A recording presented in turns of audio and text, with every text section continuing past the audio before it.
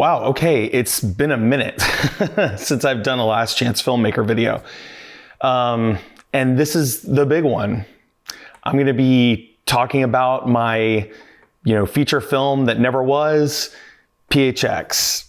Not that never was, I mean, it did get made, but unfortunately it will never get released. But in this video, you will see the work print edit of this film, and I will be talking under it, and I'll be telling a portion of the story. After recording this, I realized that I think that there's probably another video in this where I go deeper into the production and the post-production and what happened. I tried to kind of balance with this commentary, talking about the film, what it's about, a little bit of behind the scenes, and taking all those things and making it into something. And I feel like I got there, but there's a lot more to the story. So yeah, definitely at some point in time, there will probably be a follow-up video to this where I will go deeper into some things.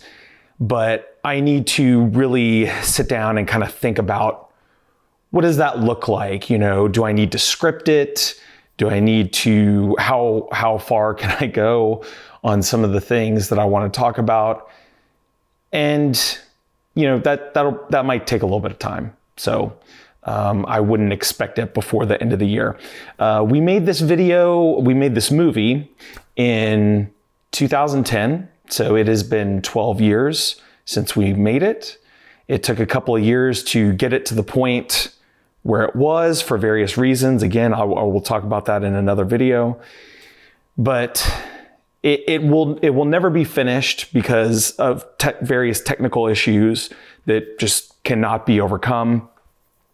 Basically, no matter how much money you throw at it, it just cannot be finished.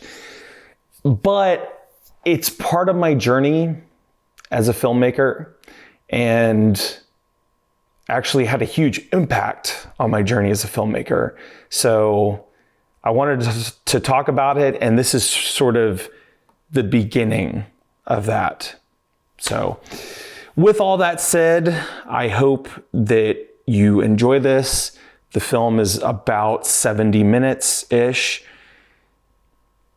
And if you watch the whole thing, I'll see you on the other side. Okay, what you're seeing initially here is some B-roll shots that I shot about 6 months after we shot the film. Andrew was trying to create this opening sequence, but we didn't have enough B-roll to do it, and we kind of wanted to give a flavor of the area of the city that this was taking place in.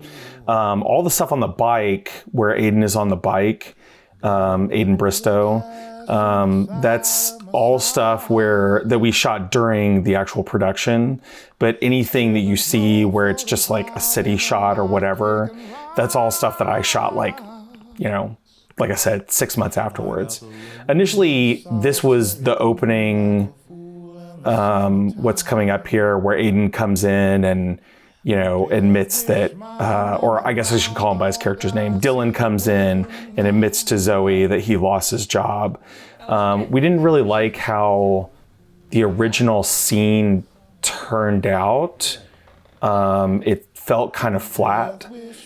So what Andrew and I, or Andrew House, the first editor on the film, what we decided to do was what he decided to do was mix it up and kind of do something that was out of sequence, and that's what this ended up being. And So I was thinking it would be really cool to just start designing stuff, this I think was living spaces, Did you just say living spaces? I feel like this was one of the first things that we shot. I don't remember. Well, no, I've been really It's been so long. It's been 12 years at this point now. I know that it was at least one of the first things that we shot, because this was one of the things that we did with 2 cameras.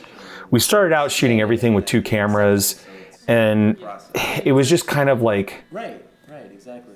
it was kind of confusing. But also the thing is, there's And Jeremy and I were having difficulty, kind of have to figure that. syncing up with each other. So there was a certain point, like, I think it was like 2 or 3 days in, where it's like, we were just like, we're just going to shoot with one camera and, do that from now on. But a couple of these scenes, we actually shot with 2 cameras at the same time, which, in theory would work really well. Why not here? You could do less takes because you're not shooting everybody, 3 or 4 times and then moving the camera and shooting another person 3 or 4 times and whatever. You can just run through the whole scene because you've got everybody covered. But, like I said, for this, we did shoot two cameras for this, but for most of the thing, we only shot single camera. All of this stuff was shot at my friend Amethyst and Sam's house in Phoenix, in the Garfield neighborhood, 2010. And everything, all the decorations, if you want to call it production design, all of that is just what was there. That was part of why I wanted to film at their house, was because it felt like we could just walk in there and, it was perfect. If you notice, you see a little line of what looks like white or blue behind them in the wide shot. That is actually light. We had gone through and used black wrap on the windows so that we could shoot during the day. And for some reason, there was just a part of it that was peeking out that, like, I guess we just didn't see when we were shooting. So this scene I actually like a lot. They're talking about, they're kind of talking about, family and, like kind of joking about marriage, getting married, stuff like that. And I think ultimately, like, Aiden and Catherine did like a really good job here. I wish that we would have done some more takes, and I think we really could have like gotten them to like really get the comedic tone right. Like, I think they did an all right job, but for me as a director, I should have pushed them a little bit harder on that one. This is a weird angle. Phoenix is now in the top 10 cities hardest by the But it was kind of a small room, and it was like it was hard to like get the camera in certain angles and like not get a lot of like distracting stuff. So it was like, there's times when I think I over relied on close-ups.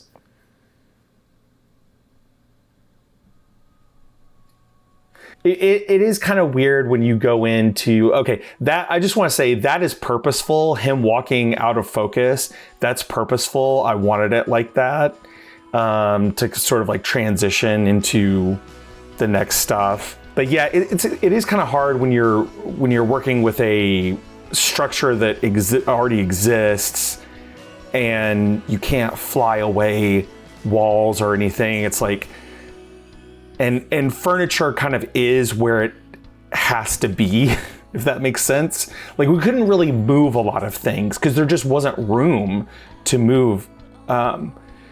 So some of the angles get a little strange.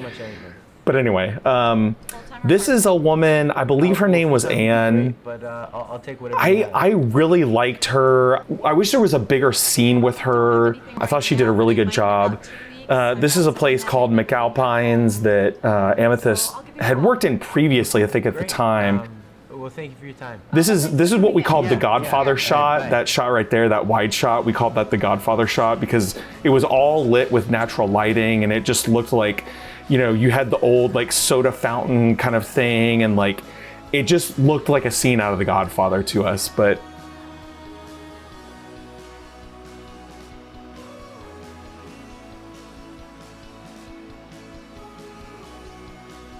You know, this is more of like Aiden, you know, running around town trying to find a job. This takes place during the 2008 financial crisis, so it's like at this point, like if you lost a job, like especially if you were kind of in that sort of like, you know, service industry world, like it was not easy to find work to replace that. So, you know, to be honest with you, like a lot of this film is him going around trying to find work, you know, and him getting jobs and losing jobs and, you know, stuff like that. So, this is okay. So that's Welcome Diner, which at the time had really good food. I don't know if they still exist. I don't know if it's still there. I've heard that it is, but I think it's different ownership. This is a weird thing that Phoenix has. I'm sure, I guess other cities may have it too, but it's just like these like water kiosks that they're just randomly around, and you can go and like pay whatever, a quarter or 50 cents or whatever it is, and fill up your water. This initially was a throwaway shot that Jeremy did, or I thought it was a throwaway shot, but he wanted to do it, and I was like, yeah, sure, go ahead and do it. And we ended up using it. It ended up being in the trailer and all that stuff. This is a film school buddy of mine, Josh, who ended up playing like a friend. We never really cast anybody as that character. I think it was always kind of Josh in that role, and I think he did a great job. Like he's really good at like improvising stuff and just sort of like taking an idea and running with it. I should say that bike, we borrowed that bike, or no, I think we actually paid a little bit to use it. Not much. I think it was like $50 or $60 or something like that. But we sort of rented that bike from a friend of Sam's. Amethyst and Sam are the people who were renting this house. And this whole film is very sort of like loosely based on some events in their life, you know. I love that bedroom. The way that the light comes in, it was so perfect.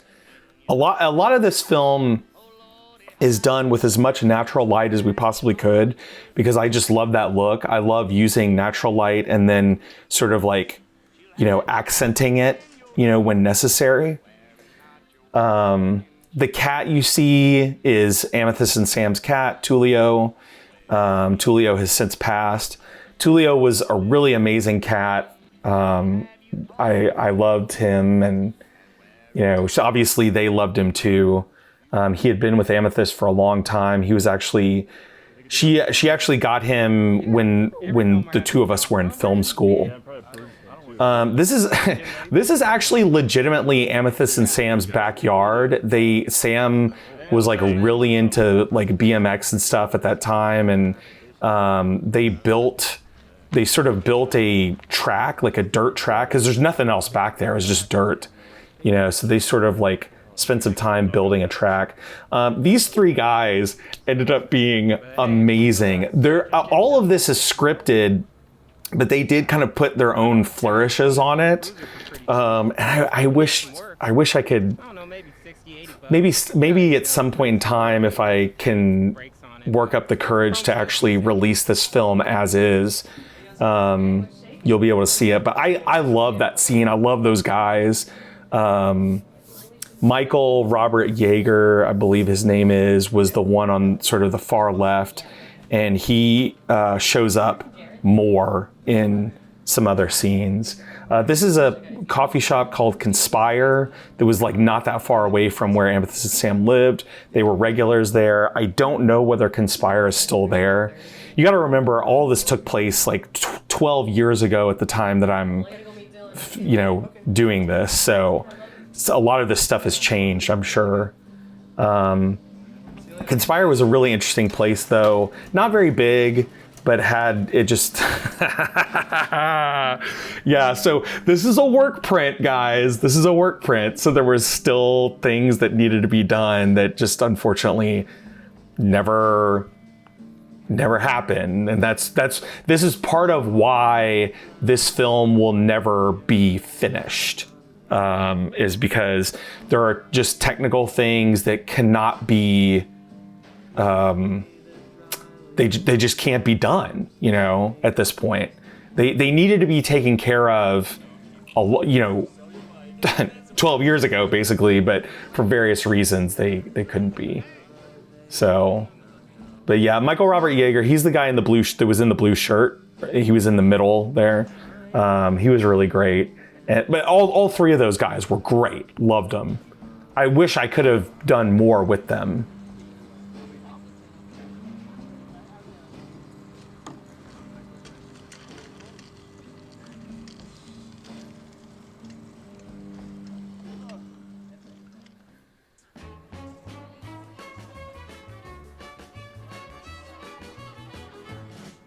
This is so. This is an interesting thing. Like there's a couple of scenes where it's like we were kind of trying to show like people getting together and just hanging out and having fun or whatever. So it's like we kind of threw some parties, and then they invited Amethyst and Sam invited some of their friends, and it was like none of it was scripted. We all just kind of went in, like served food, drink, shot B-roll, you know, and it was up to the people that were there to sort of just like do their thing, you know, and like talk with each other and kind of like, you know, we let it go. I didn't try to direct too much here. I think there were a few things where Jeremy was like, you know, can I get you to do this, or can I get you to do that, or can I get the two of you together?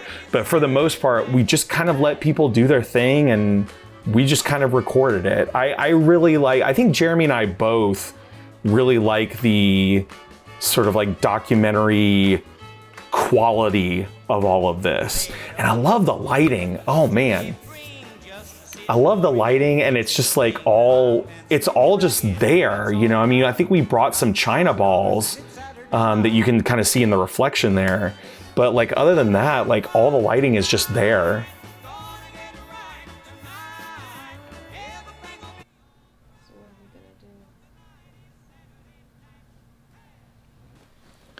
This is another scene where they're kind of like the whole gist of this movie kind of comes down to like, this is the 2008 financial crisis.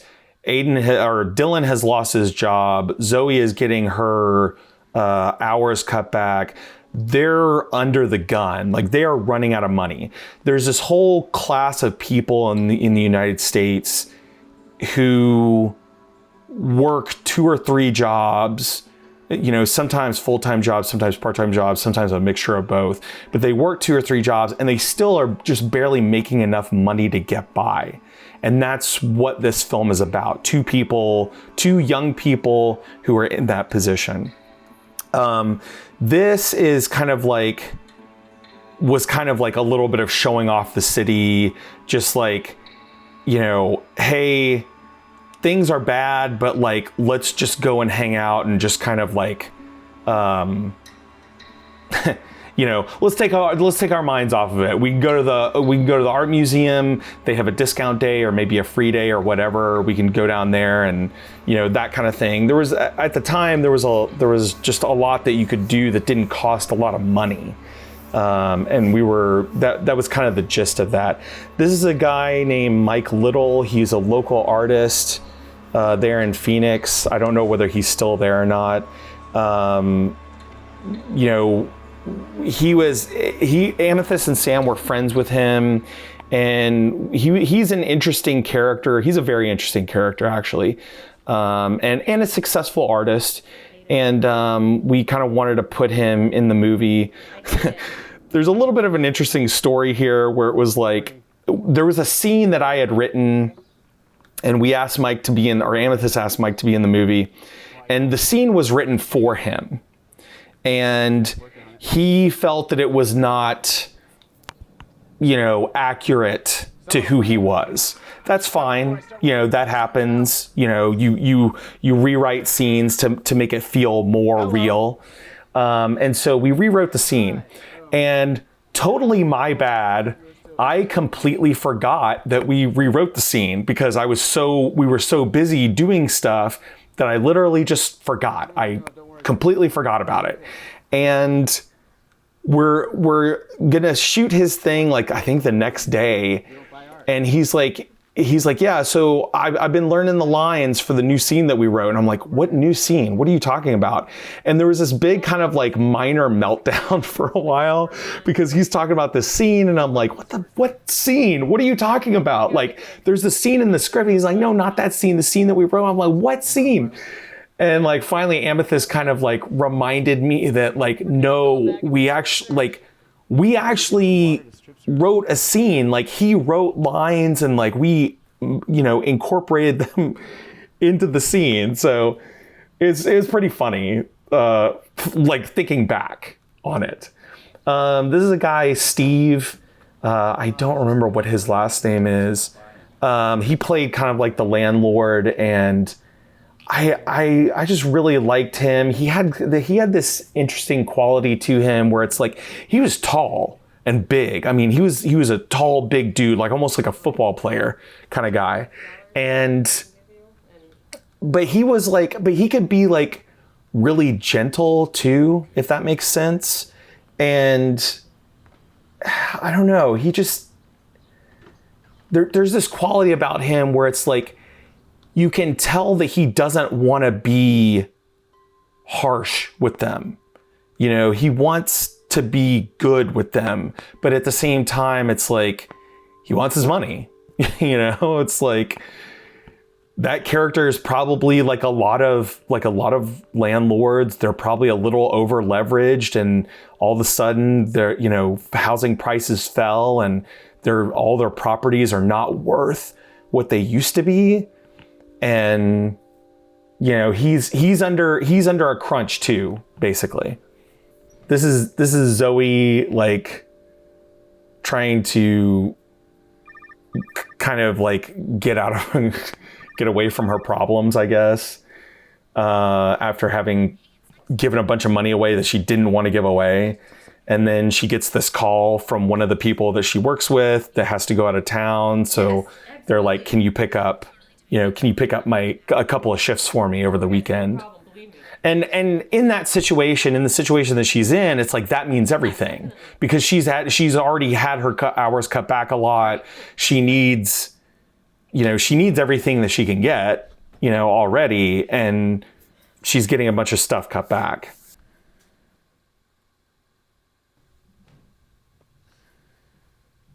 All right, I'm off. A lot of the wardrobe is actually like, I think the Spider-Man pants and the Star Trek shirt, I think were actually Catherine's. Like, I think she actually had those.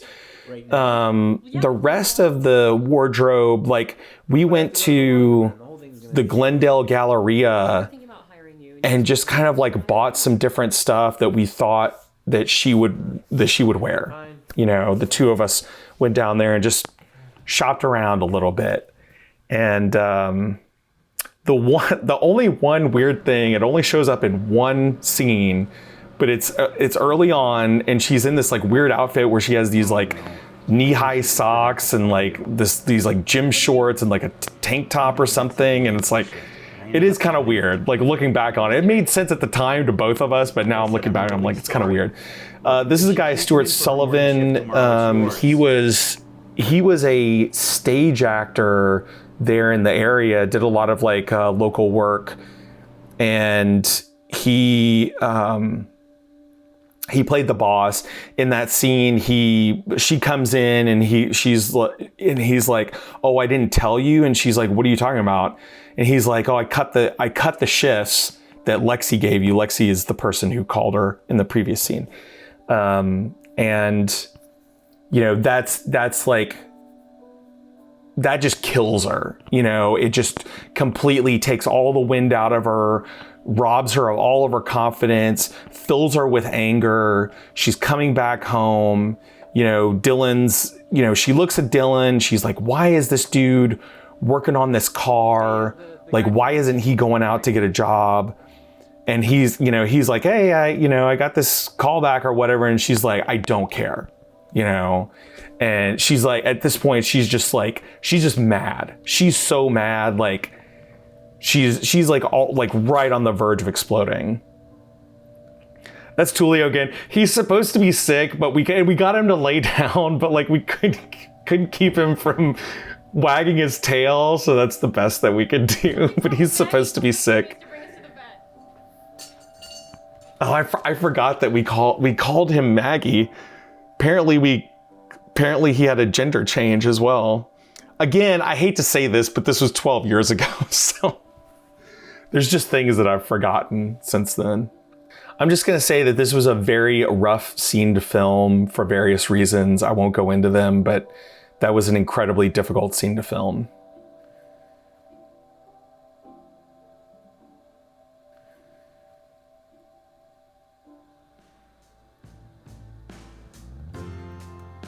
We were supposed to get into a vet and something happened and it just didn't, like they wouldn't somebody who said that I guess that they could get us in, like it crapped out and didn't happen. This is one of my favorite moments in the entire film. I have this really nice, like, again, it's a work print. I have this really great Damien Jurado song playing over it, and it's just like, these two, Aiden and Catherine, just really, like, to me, drove home this feeling of like everything is falling apart +1, it's like they already feel like their world is falling apart right now, and then also the cat gets sick.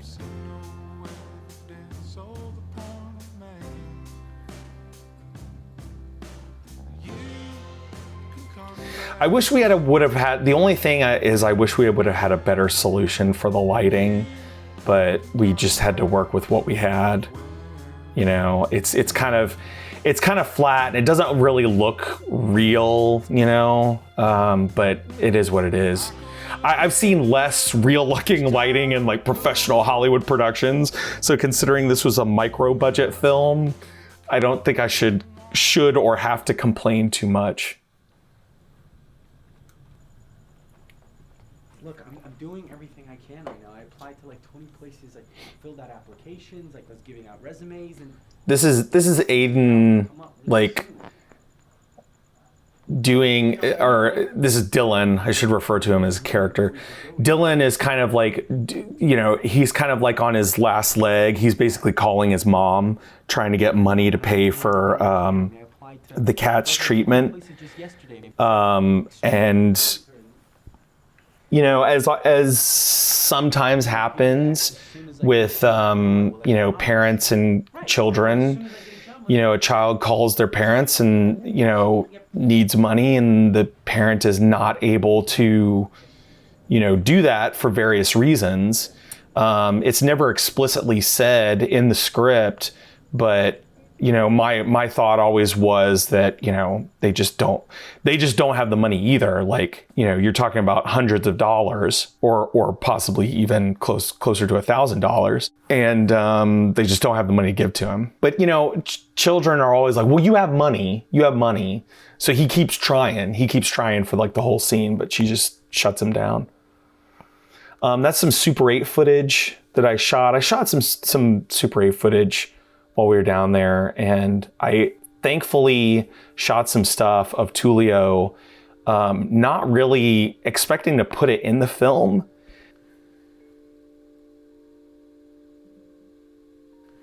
This is not Super 8 footage. This is just like black and white 5D Mark II. I probably boosted the contrast or something, but that was not Super 8. But I can't remember. There might be some more Super 8 through here. I shot a bunch, and a bunch of it I didn't end up using because it just didn't make sense. This is like a communal garden project thing that was going on like right down from Conspire.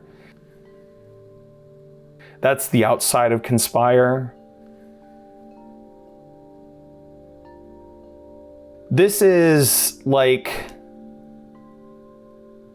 I mean, I don't want to spoil it, but I don't know if anybody is ever going to get to actually see this movie. So basically, like, Aiden is selling his bike. That's Michael. Aiden is selling his bike to Michael to pay for the vet bills. This is a Greek restaurant. I don't know if it's still there or not, that Amethyst worked at, and they let us shoot some scenes, and, you know, we were able to, you know, have this as Zoe's workplace too. The only thing that kind of sucked was, like, we couldn't really shoot outside too much because there was a security guard, and anytime we would shoot outside, like, they would eventually come around. This is a funny story. Hopefully I can get it real quick. But Aiden was like, we were like, well, they won't let us shoot at the vet. We really need to shoot at the vet. Aiden was like, let's just pull up there. I'll just walk in. You do a wide shot. I'll just walk in and then I'll walk right back out. We're like, this isn't gonna work. This isn't gonna work. He goes and does it. It totally works. It totally works. He just walked in there and he was like, he asked for directions for something and then walked right back out.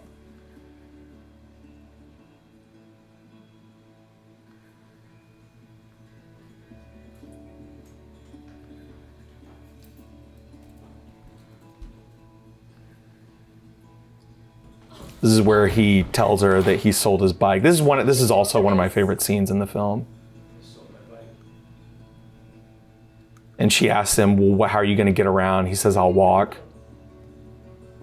He makes a sacrifice for her, and it ends up being sort of like a ultimately temporary reprieve for them, where it's like they can kind of like push out all the bad stuff for a little bit and just focus on the good.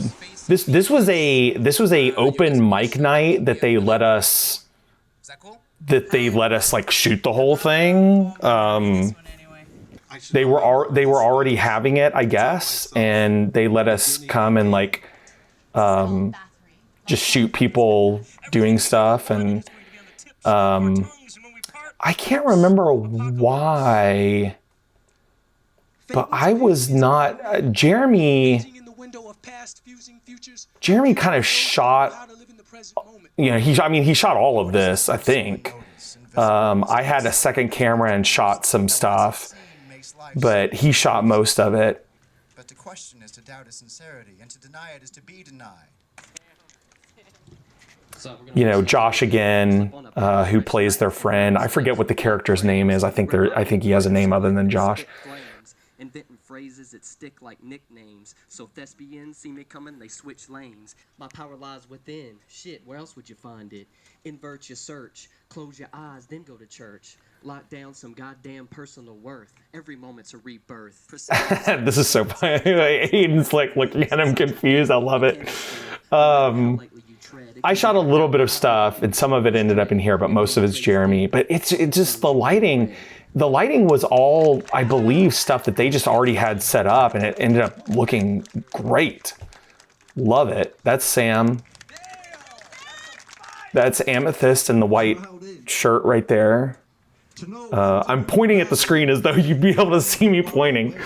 You could tell I've never done a commentary before. Of war. It's just the American in me. I apologize.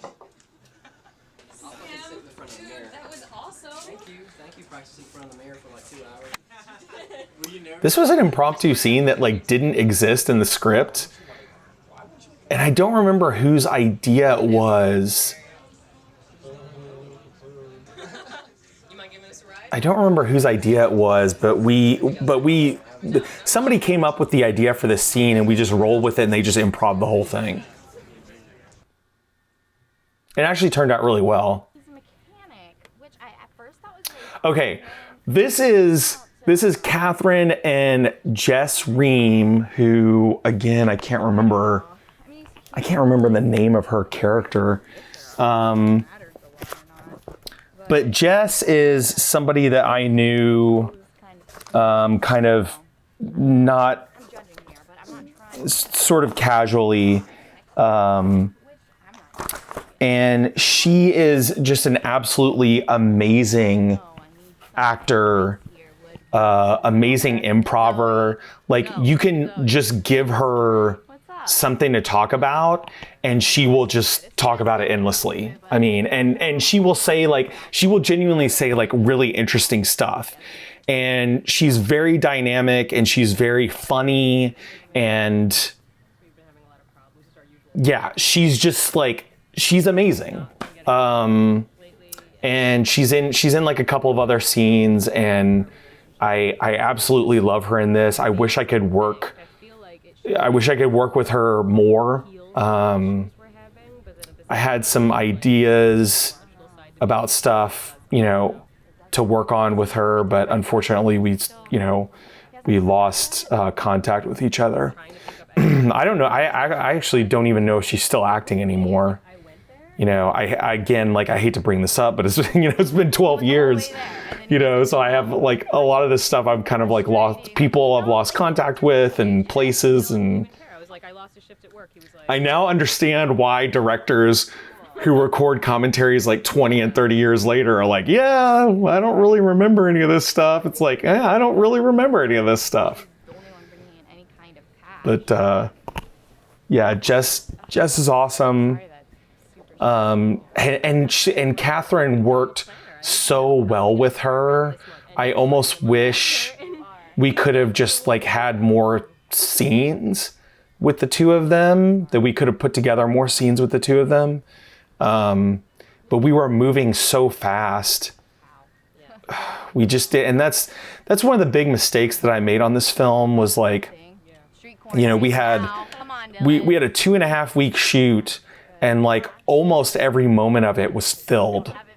You know, we were constantly shooting stuff, and there wasn't enough room to just sort of like make up scenes on the spot, improv scenes, write new scenes, you know, let things flow, basically. And that was the big mistake. That is Amelia. She that's Lexi. She's the girl who gave Zoe the extra shifts. This again is I can't remember the character's name. But you know, Stuart plays the manager. This is the scene. This is the one scene that we like almost got like in serious trouble for, because this is outside of the Greek restaurant, and it was like a Sunday morning before anybody was even open. Literally nobody was there. And we did that specifically because we knew that nobody was there and we could shoot this really quick. And sure enough, a security guard showed up, and we had to like really like butter that dude up to let us, you know, finish shooting. He was mad, like he was not happy. I mean, it really wasn't that big of a deal. I don't understand like why he was so upset about it, but I really like that scene. It's kind of where Stuart kind of ultimately, he just lays it all down a line for her, you know, and he's like, look, I got a business to run, you know, it is what it is, you know, I'm doing the best I can. I would love to give you more shifts. I would love to give you every shift, but I got a business to run, and like all I can do is what I can do. That is an amazing mural. We kind of moved past it pretty quick, but there's a lot of amazing murals in that area, or there were. I don't know if there still are. That whole area at the time was kind of having like this like artistic renaissance, but it was also, you could also see like the beginnings of gentrification starting to happen. So we got in there at a very like kind of strange time where, you know, you were starting to see the turn, and people were getting angry at that.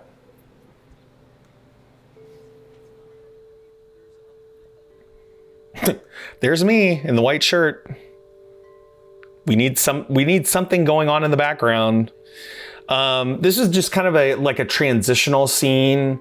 The idea of having Josh in a lot of these scenes, in the background of some of these scenes, and you'll see him pop up in various parts. The idea was to show that like these people not only live down the street from each other, but they hang out in the same coffee shops. You know, it is a community, and these people see each other a lot. You know, I wish we could have had more regular people, but unfortunately it's like, it's a micro budget film. We were moving fast. Like, we did what we could do. What? That's great. It is what it is. It's just washing dishes. You but got wine? yeah, I got red and white. I got the blackberry one you like, so. How'd you pay for that? Well, I ran to Harlan today, and he owed me some money for some bike parts that I bought him, and so he paid me back, and I thought I'd cook us a dinner. What do you say? Let's crack this open. Done. He's like, we're gonna do dinner. What do you say? And she's like, let's crack this open. It's like, it's this moment of relief for her, because after all of this, it's like she feels like something good finally happened, basically. And they get drunk. They go out in this out in their dirt backyard, throw down a moving blanket, and just lay, and like, you know, you can see, it's interesting because you can see downtown Phoenix or at the time you could see downtown Phoenix from that backyard, and you could see all these sort of like skyscrapers and stuff. And so they go out there and they just like get drunk and like watch the lights, you know, the lights blinking and stuff like that. And, you know, talk about, you know, they just BS with each other basically. And like all of this was improv. They did a really good job.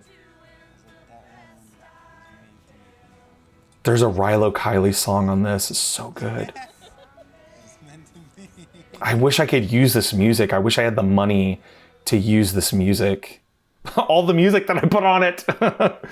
and the music that Andrew put on. Andrew selected some of the music and I selected some of the music. So real quick, Andrew House was the original editor of this film. He really drove the edit. But there was a point where he just got really busy and, you know, and had a family and just like couldn't really move forward on it anymore. And so I took it and I worked on it for a while. And that was the point. I didn't change a lot that he did, but I did make some adjustments. And I think there were some things that there's like one or two things that I took out and some things that I added back in, and some music that I changed. Because the idea, I think, was ultimately that, you know, obviously we were going to try and get like a score for it. Somebody to do a score for it. That was hilarious. Aiden actually sneezed. Like that wasn't scripted. He just actually sneezed and he rolled over. And when he rolled over, there wasn't enough bed. So if that shot would have gone on, you would have actually seen him actually just roll right off of the bed.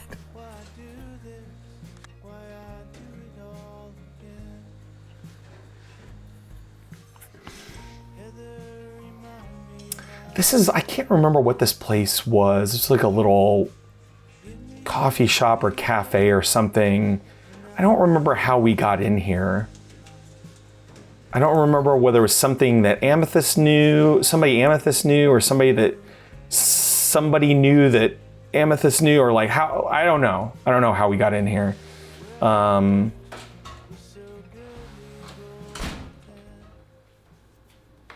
Hey, how was your first day of work?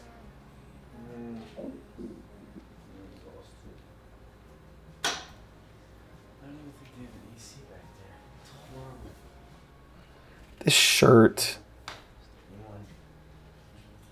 I don't know where he got that shirt. I think that shirt was this guy, Matt, who was who was a friend of mine and did sound on the film, who is not a sound guy, ultimately, but he did sound on the film.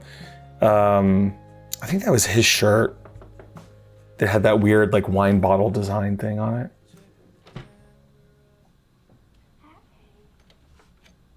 Hey. This is another scene with Jess. Good fortune and thought I'd bring over a couple of cheap bottles of wine so we could sell This part is scripted. internet. How else? This part is scripted, and I think that the scene after this, I think is partially scripted, but I think they also did some improv on that. You let me. The previous scene that she was in, where they're over at Conspire sitting outside or whatever, I think that was a scripted scene, but I think they basically kind of turned that into an improv scene, and it ended up working a lot better. Like, I think we did 1 or 2 takes of the scripted, and then I just let them go, and everything between them that is improv is always better. It's always better. Like, they did such a great job, the two of them. We're still not really clear. We're still in trouble, but I don't know if he knows that, but I don't think it's sinking in for him, Hey, you guys should go on a public assistance. Well, This is where Jess tells, If you're not making enough money. kind of puts the idea of them going on public assistance into Zoe's mind. A lot of people were doing that during that time because they just, couldn't make ends meet, couldn't, always put food on the table. And I think there was a lot of I think it was hard for some people because there was a lot of people who didn't think that they would ever have to do that all of a sudden were thrust into a position where they had to do that. And she even says in the scene, oh, we're not, it's not that bad. Like, we're not there yet, whatever. And Jess's character is sort of like, it's not really a big deal. Like, a lot of people are doing it, and it's a lot of help and whatever. So yeah, she's kind of like,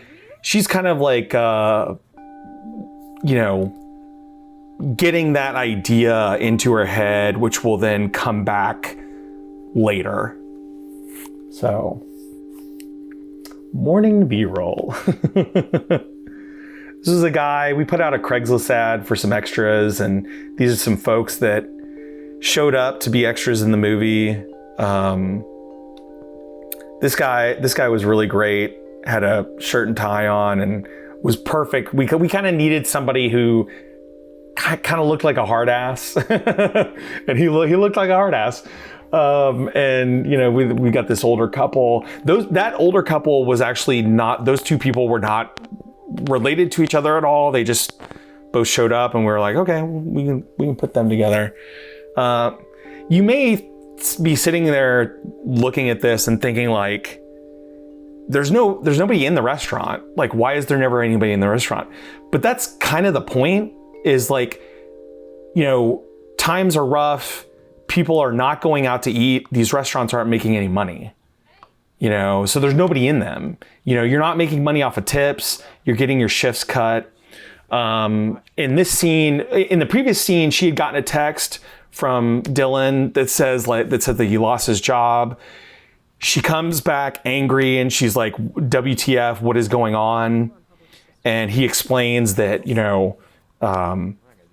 that the people ended up deciding to cut back, and, he lost his job. And this is where the public assistance thing comes back in, and she's like, look, we gotta do this. And he says we're not poor. And she's like, we are poor. We are poor. Like, we were just making it when both of us had 2 or 3 jobs before, and now we've lost part of that income, and now we're not making it, and we haven't been making it for like a couple of months, and we are like going, every month that goes by, every week that goes by, we are going further and further in the hole. She's like, go down there, sign up for it, make it happen. The only thing is like we didn't really have a way. Man, that's a lot of B-roll. We didn't really have a way to do that, so we kind of did a thing where it's like we kind of did like the vet, where it's like he rolls up on the Social Security Administration or whatever, and like, but we did it on a weekend, so they were closed, so he can't go in. My God. And so there's this sort of scene where he's like, he doesn't want to do it, and she doesn't want to do it. She's kind of flipping out. I don't think, like, looking back on this, I don't think it was really written that well. That's obviously my fault. I don't think because it wasn't written that well, it doesn't come together that well in the edit, obviously. You know, it's got to be in the script first for it to work.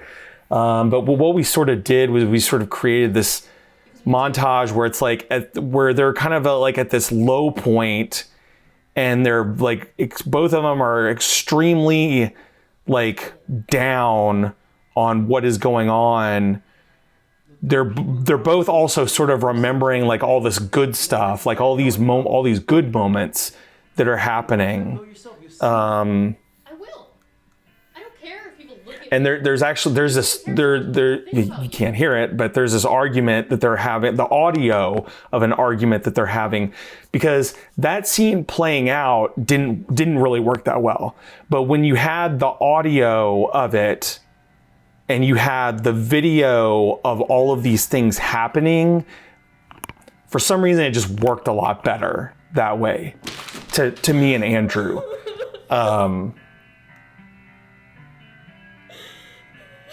So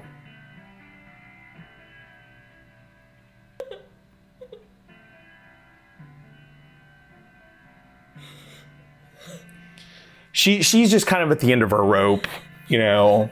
She's had so many things given to her and taken away and given to her and taken away, you know, over and over and over again, and every time something's taken away, it's like you drop down a little bit more. And yeah, she was just, like I said, she was just at the end of her rope and just lost it. And at this point, they're not, you know, it's like they're not even sleeping in the same bed because they've had just a complete blowout with each other. That part where Aiden looks up at the camera, that was just him looking up at the camera. And I don't remember whether Andrew put it in or I put it in, but one of us thought it looked cool. I still think it looks cool. There's a very sort of like French New Wavy element to some of this stuff, and I think Andrew pushed really hard for that. I took a little bit of it out, but a lot of it's still in there, because I do think that some of it works really well, some of it not as much.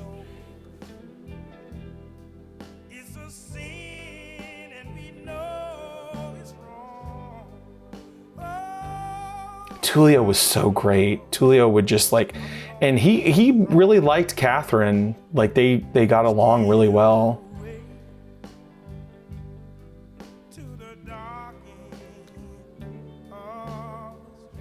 It was hard for a lot of people during that time because a lot of people lost their jobs and a lot of people had, cutbacks, and all of a sudden it was like, their houses were worth a lot less, or they lost their house, or they lost their car, or they lost whatever, and that was a very difficult time. And part of the reason why, the main reason why we shot there was because, we had the ability to do it, with Amethyst and Sam living there. But the other reason was because Phoenix was actually one of the hardest hit cities, because it had been kind of a boom real estate city. So when the housing market collapsed, it got screwed. Like Phoenix got screwed pretty bad. That's a building, that's like a hotel called the Westward Ho. That's really cool. And I whatever I did, I wanted to get it in there. It actually is across the street from that Phoenix Public Market. That was, I forget. I think Amethyst got us in there. It was either Amethyst or this guy Wally, who is the who's behind the counter. He was a musician. He might still be a musician. I don't know, but he was in a couple of bands there in Phoenix, and we were supposed to shoot some stuff of his band playing, and there was going to be a scene where like Dylan and Zoe, I think, go to this little tiny little club called the Dressing Room where they were going to be playing, and they went down there and Josh wanted to shoot some stuff. This scene is actually a big part of the reason why the film will never be finished. There's a long story behind it, but this scene is kind of like a very like, it's like a necessary transition scene to like move you to the rest of the film. And it was not like, for various reasons, I was not able to be there while it was being shot. And when they shot it, they didn't shoot audio with it. And I couldn't do post audio for it. And you know, that scene is like literally the scene that pivots everything into the third act of the film. So with it incomplete, among other things, with it incomplete, it just, you know, you can't really. I have bills the same as you. It just doesn't work. I mean, I got a mortgage on this place. That's Steve again. He's kind of given them, you know, he kind of gave her the easy way out the first time, but now like a couple of weeks or maybe even a month or two has passed. They still haven't paid what they owe him. He's back and he's kind of given them the hardball approach. You know, it's like, I need my money. You know, if I can't get it, like, you know, I'm gonna have to kick you out. You know, I don't want to do it, but this is the way it goes. And that was happening to a lot of people at that time. You know, they were getting kicked out of their homes because they couldn't, you know, they had either lost their jobs or they couldn't afford to pay the lease or the rent or the, you know, the payment or whatever. And, you know, it was bad for a lot of people.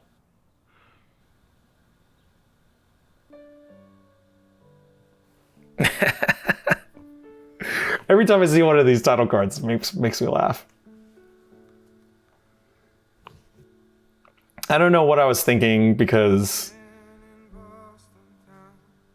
you know, we were editing on this thing like 3 or 4 years after we shot it, and I'm like, somehow in my mind I was like, yeah, we'll just go back down to Phoenix and shoot some B-roll and it'll totally work in and it'll be fine. Like, no, that was never gonna happen.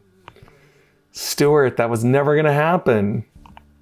This is a scene that we ended up not using, but I liked the sort of like tenderness between them, and it was basically it was something else. I can't remember right now what it was, but it was something else. But I was like, you know, if we take that scene and just show the visuals, you could see that they're struggling with like, okay, what do we do? What do we do now? And you can tell that it's, you know, out of order because he's got the bike. It was something that was supposed to happen before he sold the bike.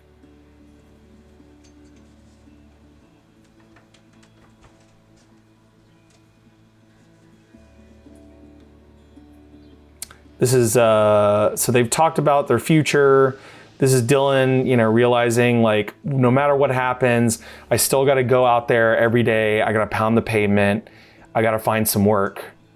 You know, even if we do lose the house, it's like, I got to find some work because we got to be able to, you know, find someplace to stay. You know, we can't crash on couches forever. You know, it's like, we got to do something.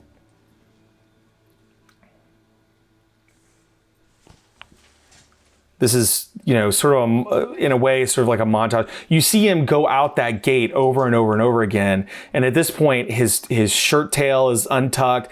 Like, he's getting to the point where it's like he cares less and less because he just doesn't feel like he just doesn't feel like there's anything that he can do to make this work. You know, he goes out every day, he gets rejected every day, he prints more resumes, he washes his shirt. You know, it's like he does all the things. He's not wearing, you know, at this point, he's just done.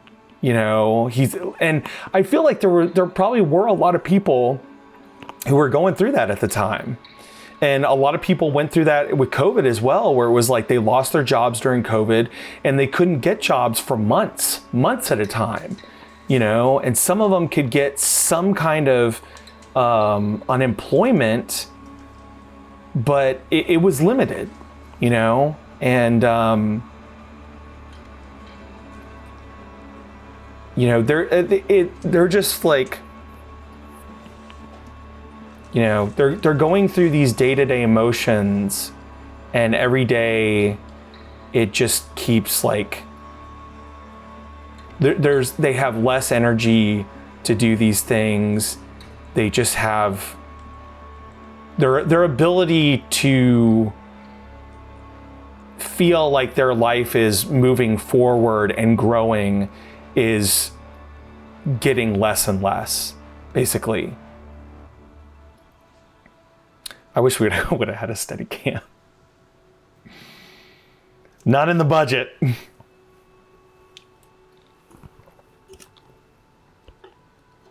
What's up? Nice, good to see you. That guy on the left there is a gentleman by the name of Adrian. Adrian was a lawyer who frequented Conspire and some of the places in that area. Amethyst knew him really well. He is now a politician, I think, on the state level. Really great guy, super nice, funny, just like amazing guy, like truly amazing. Yep. And I loved him. I wish I had more for him to do in this. Right. But we'll just such a cool guy. I don't know. We'll find somebody who needs a job. That can't be that hard. This is the Deus Ex Machina moment where it's like, okay? You know, Dylan is at the end of his rope. He walks into the coffee shop. He has no money to spend. The guy gives him a little bit of coffee and like a free cup. Phone conversation. And he just happens to overhear someone who needs some work done for them. And Adrian, he goes over, he's like, I overheard this. And Adrian's like, you know, he's like explaining to him. The way, I wish you could hear it because the way he explains it to me is hilarious. All right, well, listen, I'll give you my card. Give us a call, and maybe we'll set something up. You can come over. My name's Dylan. Dylan, I'm Adrian. Nice to meet you. Thank you so much. I can't say thanks enough. You're welcome. Oh, and I guess he went by his real name in the thing too. Tomorrow? Because he introduces himself as Adrian. Great, bye. Thanks.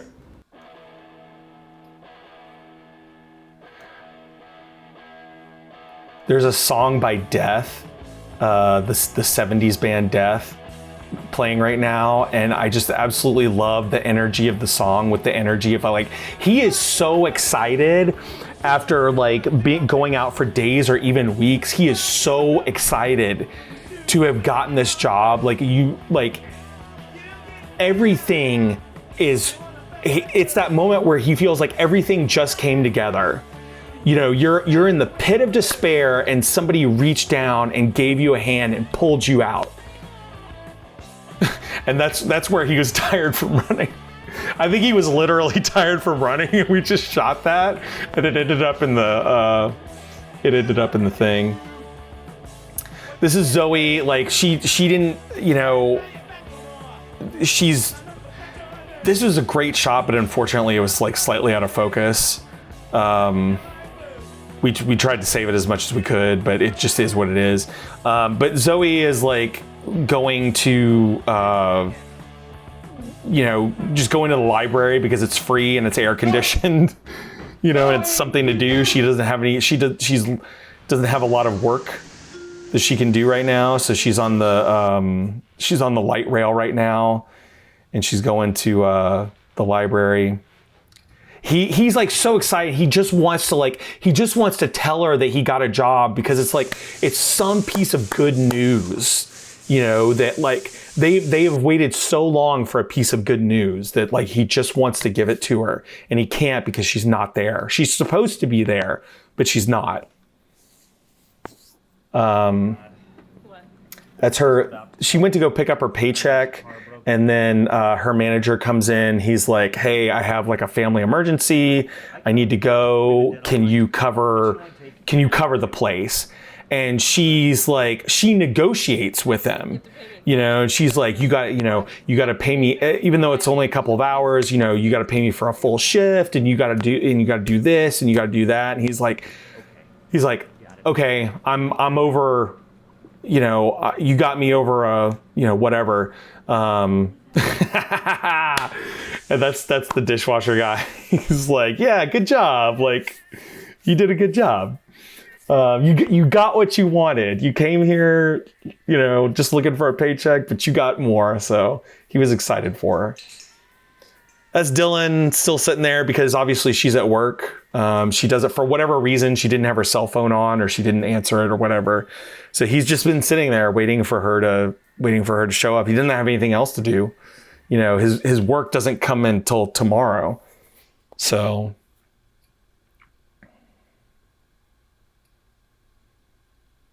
we had some shots of her in the library, and I don't remember. I think I took them out. I don't remember why.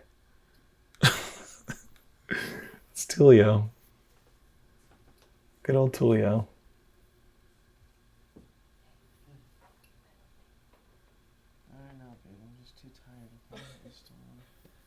He's asleep. He's been asleep for a while, so he's kind of in that haze where he's like doesn't really know what's going on. And she wakes him up and she gets him into bed, and you can see that he's still like half dressed.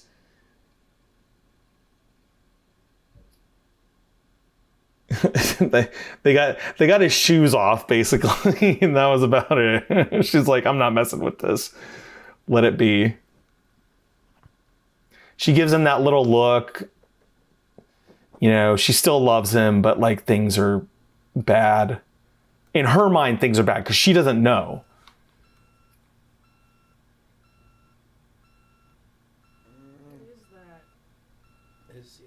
There's these little in-between moments. That's what you just saw, where it was like literally me or Jeremy trying to focus the camera, and Andrew worked those in. It gives it a very sort of like dreamlike transition quality that I ended up really liking, and I'm really glad that he did that. I got a job yesterday. This is where he tells her that he got a job, because she's like, why is the alarm going off? And you know, he's like, oh, I got a job. I had to set an alarm so I could get up and go to work. You're right. And nobody ever bothers to turn off the alarm the whole time. It just keeps going off. Well, here you go. This was Adrian's actual law office. He let us film there. They had like they had like an actual room with like a massive amount of stuff that this was something that they were actually trying to do, was digitize documents.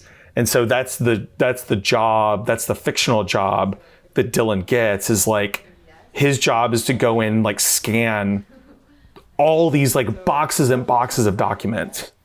But Dylan got a job, but just for a couple weeks. This is like a helping organizing. vintage place that Amethyst, I think, knew the owner, and they let us come in and film like a scene while they were closed, like before, I think it was before they opened for the day or something.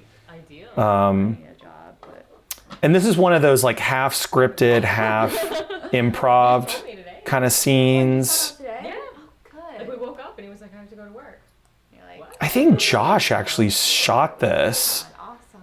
That's so because there were a couple of times where he was just like, I'd love to shoot something, you know. We just gave him the camera and let him do his thing. Call it a day? Jeremy kind of supervised him. Good. Are we gonna see you tomorrow? I love this. He asks, are we going to see you tomorrow? Like, he expects Dylan to be like, hell no, I'm not doing any more of this. That was, Aiden actually tripped there. That was not for camera. He actually tripped there. This is a party montage. So basically this is them having sort of like a going away party for themselves, essentially. Like, they have to move out of the house. They're losing the house. So they're just, you know, it's kind of a like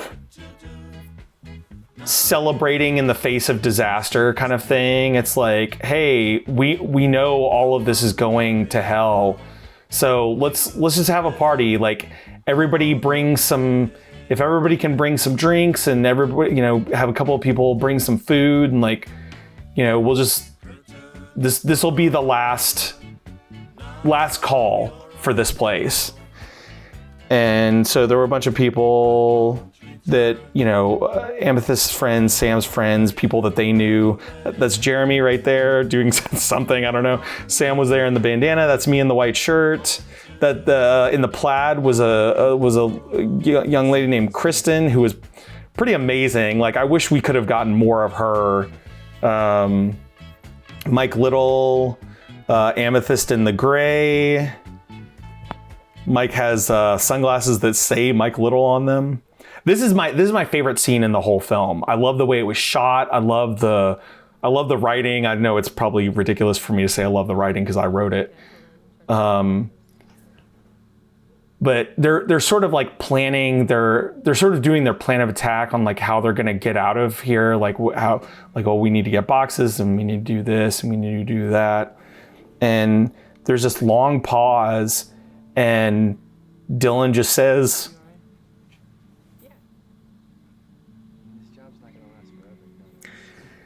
man, it's actually choking me up, dude. Dylan just says, do you think we'll be all right?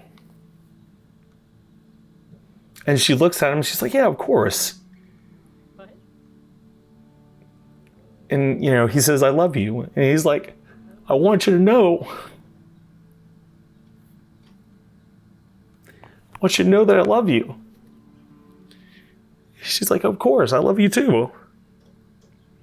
It's like after everything that they've been through.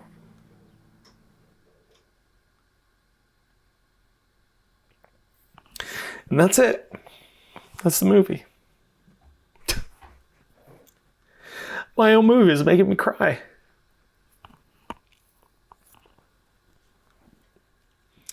Thanks for watching. Okay, wow. I got a little emotional there. That's it. That's my film. I understand that you kind of only half saw it. You kind of saw it, but you didn't hear it. I get that. At some point in time, if I get really brave, I might upload it and do like an unlisted link and post it, and you could follow that link and actually see the film and hear it and hear all the copyrighted music that YouTube, I'm sure, is going to ding me for. But that we'll have to see. That would probably follow with the video that I was talking about at the beginning of this, where it's like I might go into, you know, more detail about some of the things, the pre-production and post-production and production that went on. And there's a lot of stories to tell, but there are also some things that, you know, I kind of have to be careful about because it has been a long time and I don't want to dig up too many skeletons. So there are things that I want to say, but there are also things that are just better off left unsaid. So thank you for watching this. If you watched all of it, I mean, if you're watching me now, you probably watched all of it. Thank you for watching. I really want to make more films. So this was, again, like a micro budget film. We made this whole thing for $10,000, which included travel, lodging, food, wardrobe. The 2 lead actors got paid out of that. I mean, not a lot, but like a decent amount for 2.5 weeks worth, I think for a independent, like literally paid for it out of my own money, production. So to me, this film is like a tiny miracle that it even exists at all. And I don't know, I got to a point where I felt like it was the right time to talk about it. So again, thank you for watching. You can like, comment, share, subscribe, all that stuff down below, and I will see you in the next one.